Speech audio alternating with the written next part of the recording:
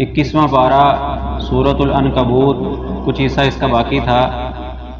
اللہ تعالیٰ فرماتے ہیں واقیم الصلاۃ ان الصلاۃ تنہی عن الفحشاء والمنکر، اے نبی نماز کو قائم کر، بے شک نماز برائی اور فحاشی کے کاموں سے روکتی ہے۔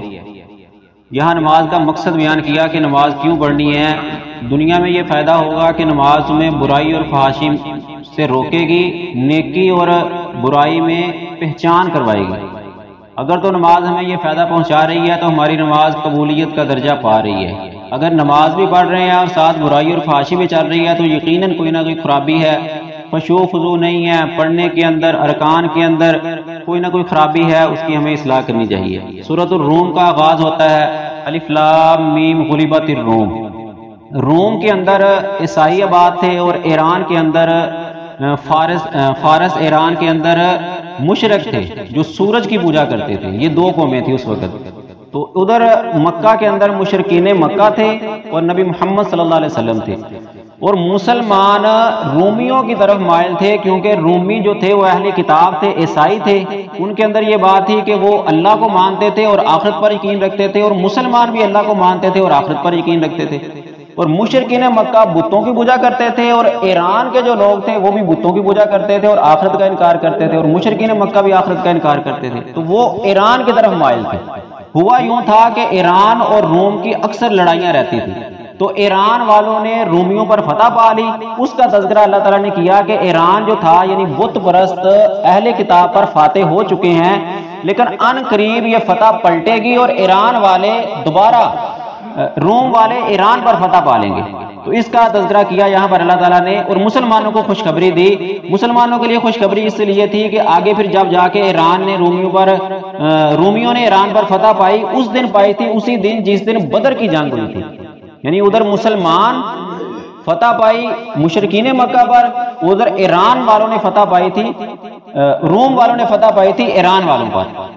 تو اس کا تذکرہ اللہ تعالیٰ نے شروع میں کیا ہے۔ آگے پھر اللہ تعالیٰ نے فرمایا کہ جعل لکم من انفسکم ازواجا، اللہ نے تمہارے لیے تمہیں میں سے بیویاں بنائی ہیں، لتسکنوا الیہا، تاکہ تم ان کی طرف سکون حاصل کرو۔ لیکن یہاں سوالیہ نشان آتا ہے کہ بیویاں گھرانے اللہ نے سکون کے لیے بنائے تھے، لیکن سکون کیوں نہیں ہے؟ دو تین باتیں سمجھنے والی ہیں۔ اللہ تعالیٰ نے کہا، نبی صلی اللہ علیہ وسلم فرماتے ہیں، صحیح بخاری کے حدیث ہے، ان المرأۃ خلقت من ضلع، عورت کو پسلی سے پیدا کیا گیا، اور پسلی کے سب سے اوپر والے ٹیڑھے حصے سے پیدا کیا گیا۔ یہ ٹیڑھی رہے گی، تم اس کو سیدھا کرنا چاہو گے تو یہ ٹوٹ جائے گی۔ اس کے ٹیڑھ پن کے ساتھ اس سے فائدہ حاصل کرو۔ ایک ترمذی کی حدیث ہے، فرمایا کہ من کاظم غیظا، جس نے غصے کو پی لیا، حالانکہ وہ غصہ نکالنے پہ، اپنا حق لینے پہ قادر تھا، کل قیامت کا دن ہوگا، اللہ تعالیٰ اس کو ساری مخلوقات کے سامنے لائیں گے اور کہیں گے کہ جنت کی جس حور کو لینا چاہتے ہو لے لو۔ یہ دو باتیں اگر مرد اس پہ غور کریں کہ عورت سیدھی نہیں ہو سکتی، اس طرح ہی اس کو سمجھا کے فائدہ اٹھایا جا سکتا ہے، اور غصہ نہیں کرنا، صبر کرنا ہے۔ اور عورتوں کے لیے حکم دیا کہ اگر اللہ کے علاوہ کسی کو سجدہ جائز ہوتا تو بیوی کو حکم دیا جاتا کہ وہ خاوند کو سجدہ کرے۔ اور ایک دفعہ نبی صلی اللہ علیہ وسلم عورتوں کو وصیت کرنے کے کہا کہ میں تمہاری اکثریت جہنم کے اندر دیکھتا ہوں۔ عورتوں نے پوچھا کیا مسئلہ ہے، کیوں؟ کہا کہ تم ایک تو شکری بہت زیادہ ہو، دوسرا خامدوں کی نافرمان ہو۔ اگر عورتیں شکر گزاری پہ آ جائیں اور خامدوں کی فرما برداری شروع کر دیں، اور مرد صبر کریں اور کمپرومائز کریں، تو یہی جو اللہ نے کہا ہے کہ گھرانے اور عورتیں سکون کا باعث ہیں، سکون واپس پلٹ سکتا ہے۔ اللہ تعالیٰ فرماتے ہیں واتقوا اللہ واقیموا الصلاۃ ولا تکونوا من المشرکین، اللہ سے ڈر جاؤ، نماز قائم کیا کرو، مشرکوں میں سے نہ ہو جاؤ۔ یہاں واضح اللہ تعالیٰ نے سورہ روم کی آیت میں یہ بات بتا دیا کہ اگر تم نماز نہیں پڑھو گے تو تمہارا شمار مشرکوں کے اندر ہوگا۔ صحیح بخاری کے حدیث ہے، فرمایا بین الرجل والکفر والشرک ترک الصلاۃ، آدمی اور کفر و شرک کے درمیان فرق کرنے والی چیز نماز ہے۔ یہاں ترک الصلاۃ کہا، انکار الصلاۃ نہیں کہا، نماز کو چھوڑنا وہ انسان کو کفر اور شرک کے اندر لے جاتا ہے۔ اللہ کے نبی صلی اللہ علیہ وسلم کا دور، خلافت راشدہ، خلافت بنو امیہ، یہ سارے ادوار کے اندر نماز نہ پڑھنے والے کو مسلمان نہیں سمجھا جاتا تھا۔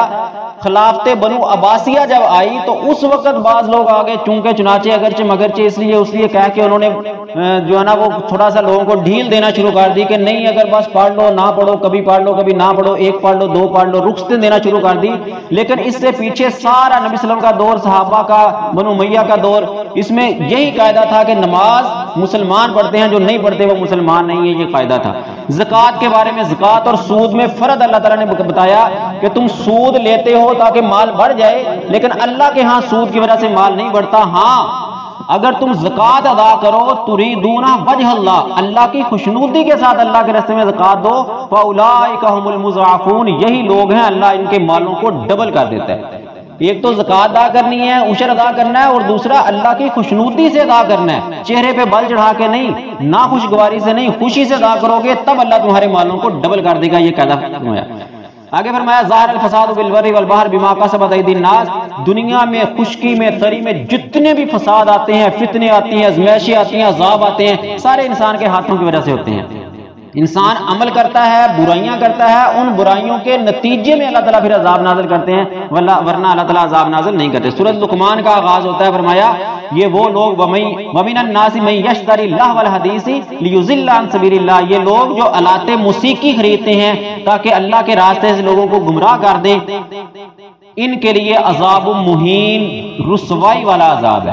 آلات موسیقی یہ موبائل ہے، یہ پازیٹیو بھی ہے، نیگیٹو بھی ہے، اگر اس کو اچھا فائدہ اٹھاؤ تو اچھا، اگر اسی کو گانے موسیقی فلمیں ڈرامے اس کے اوپر لے آؤ تو یہ آیت اس چیز کے اوپر دلالت کر رہی ہے کہ تم موبائل اس نیت سے خریدو گے کہ اس سے موسیقی سنو گے، لوگوں کو موسیقی سناؤ گے تو تمہارے لیے عذاب مہین کی وعید قرآن سنا رہا ہے۔ آگے فرمایا کہ وہ لوگ جن کو آیتیں قرآن کی پڑھ پڑھ کے سنائی جاتی ہیں لیکن وہ پلٹ کے چلے جاتے ہیں، سنتے نہیں ہیں قرآن کی آیتیں، لہم فبشرہم بعذاب علیم، ان کو دردناک عذاب کی خوشخبری دے دو کہ ان کو آیتیں پڑھ کے سنائی گئی، قرآن سنایا گیا لیکن انہوں نے عمل نہیں کیا، پلٹ کے چلے گئے کہ ہم نہیں مانتے، اللہ کہتا ہے ان کے لیے دردناک عذاب ہے۔ فرمایا کہ والدین کے لیے ہم نے وصیت کی کہ والدین کی بات مانو، اور آگے خاص طور پہ کہا کہ وَأُمُّهُ، اس کی ماں، وَهَنًا عَلَى وَهَنٍ، اس نے اس کو اٹھایا تھا، حمل میں رکھا تھا، کمزوری پر کمزوری کے ساتھ پھر اس کو 2 سال دودھ پلایا، یعنی والدین کا تذکرہ کرنے کے ساتھ ہی ماں کا خصوص تذکرہ کیا۔ ایک صحابی نبی صلی اللہ علیہ وسلم کے پاس آتا ہے، کہتا ہے اللہ کے نبی میرے والدین میں سے کس کا زیادہ حق ہے؟ کہا تیری ماں کا، کہا پھر کس کا؟ کہا تیری ماں کا، کہا پھر کس کا؟ کہا تیری ماں کا،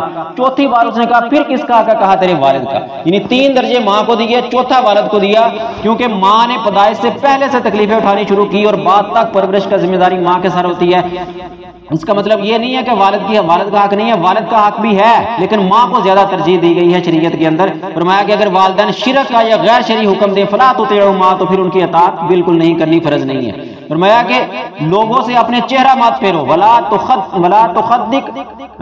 تصعر خدک للناس، اپنے رخسار کو، اپنے چہرے کو لوگوں سے مت پھیرو، یعنی تکبر کی وجہ سے، اکڑ کی وجہ سے لوگوں سے ملنا نہیں ہے، سلام نہیں کرنا، گزر جانا، اپنے آپ کو اونچا سمجھنا، لوگوں کو حقیر سمجھنا۔ اگر ایسا کرو گے ولا تمشی علی الارض، اور مرحن، زمین پر اکڑ اکڑ کے مت چلو۔ اللہ کہتا ہے کہ اگر ایسا کرو گے لا یحب اللہ کل مختال فخور، اللہ فخر کرنے والے کو اور اکڑنے والے کو اللہ تعالیٰ پسند نہیں کرتے۔ سورہ سجدہ کا آغاز ہوتا ہے، فرمایا ظالم لوگ کل قیامت کے دن خواہش کریں گے ولو تری اذ الظالمون، اللہ کہتا ہے کہ دیکھ لو جب ظالم اللہ کے دربار میں کھڑے ہوں گے تو کہیں گے کہ ہم نے سب کچھ دیکھ لیا، سب کچھ سن لیا، اللہ ایک موقع دے دے، ہم دنیا میں جا کے سارے نیک اعمال کریں گے۔ اللہ کہتا نہیں، اب موقع نہیں مل سکتا دنیا میں جانے کا۔ مومنوں کی صفت بیان کی، تتجافی جنوبهم عن المضاجع يدعون ربهم خوفا وطمعا ومما رزقناهم ينفقون، مومن وہ ہوتے ہیں جو رات کو ان کے پہلو جسموں بستروں سے الگ ہوتے ہیں، ان کے پہلو، اور اللہ کے سامنے کھڑے ہوتے ہیں، روتے ہیں، گڑ گڑاتے ہیں۔ جیسے آج کل رمضان ہے، ہم تراویح پڑھتے ہیں، تہجد پڑھتے ہیں،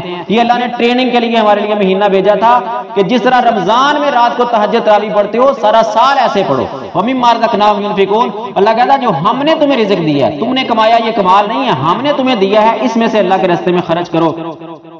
پھر ان لوگوں کے بارے میں بیان کیا جن کو اللہ تعالیٰ جو اللہ کے نافرمانیاں کرتے ہیں، کل قیامت کے دن کو عذاب دیا جائے گا۔ فرمایا وَلَا نُذِيقَنَّهُم مِّنَ عَذَابِ الْأَدْنَىٰ دُونَ الْعَذَابِ الْأَكْبَرِ، بڑے عذاب سے پہلے، قیامت کے عذاب سے پہلے ہم دنیا کے اندر ان کو چھوٹے چھوٹے جھٹکے لگاتے رہتے ہیں، سیلاب، زلزلہ، مہنگائی، بیماریاں، یہ جھٹکے لگاتے ہیں تاکہ یہ پلٹ آئیں۔ ویسے انسان کی یہ طبیعت ہے کہ جب کوئی مشکل پریشانی آتی ہے تو اللہ کی طرف پلٹتا ہے، تو اللہ یہ چھوٹے چھوٹے عذاب بھیجتا ہے کہ انسان پلٹ آ اللہ کی طرف، پلٹ آ اللہ کی طرف، تاکہ قیامت کے بڑے عذاب سے تو بچ سکے۔ فرمایا ومن ازلم ممن، کون بڑا ظالم ہے اس بندے سے جس کے سامنے اللہ کی آیات پڑھ پڑھ کے سنائی جائیں لیکن وہ پھر بھی اعراض کرے، نہ مانے، منہ موڑ کے چلا جائے۔ اللہ کہتے ہیں پھر ہم اس بندے سے انتقام لینے والے ہیں، اس سے بدلہ لینے والے ہیں۔ سورۃ احزاب کا آغاز ہوتا ہے، سورۃ احزاب حزب سے نکلا ہے، اس کا معنی ہوتا ہے لشکر، لشکر کی جمع لشکر کافی سارے۔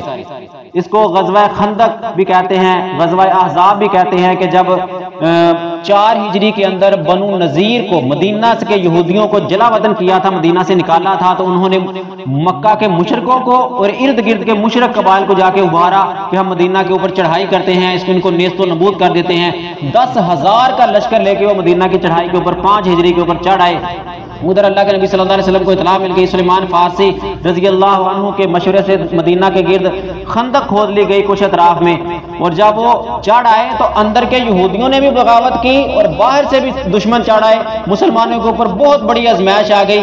انسان سمجھتا کہ بھائی میں تو مومن ہوں، میرے اوپر کیا آزمائش آ سکتی ہے؟ اللہ کہتا ہے نہیں، ہم مومنوں کے اوپر ہی آزمائشیں لاتے ہیں۔ اگر فتح دینی ہوتی تو نبی صلی اللہ علیہ وسلم موجود تھے، اللہ ویسے بھی تو فتح دے سکتا تھا، لیکن عین مومنوں کو آزمایا، اندر سے بھی بغاوت، باہر سے ہر طرف سے دشمن، اور کہا کہ مومنوں کے کلیجے منہ کو آگے تھے کہ کیا بننے والا ہے، ہم تو شاید ہم دنیا میں باقی نہ رہ سکے، ہمیں لشکر کھا جائیں گے۔ لیکن 1 مہینہ تقریباً 1 مہینہ کے گراؤ کرنے کے بعد اللہ نے ان کے اوپر سرد تیز ہوا کی آندھی بھیجی، ان کی جو دیگیں ہنڈیاں تھی وہ الٹا دی، اور فرشتوں کی مدد نازل کر کے مسلمانوں کو فتح سے نوازا۔ یہ اللہ تعالیٰ کی مدد آتی ہے جب انسان استقامت اختیار کرتا ہے۔ اللہ تعالیٰ قرآن کو سمجھ کے اس پر عمل کرنے کی توفیق عطا فرمائے۔ وما علیہ الا البلاغ۔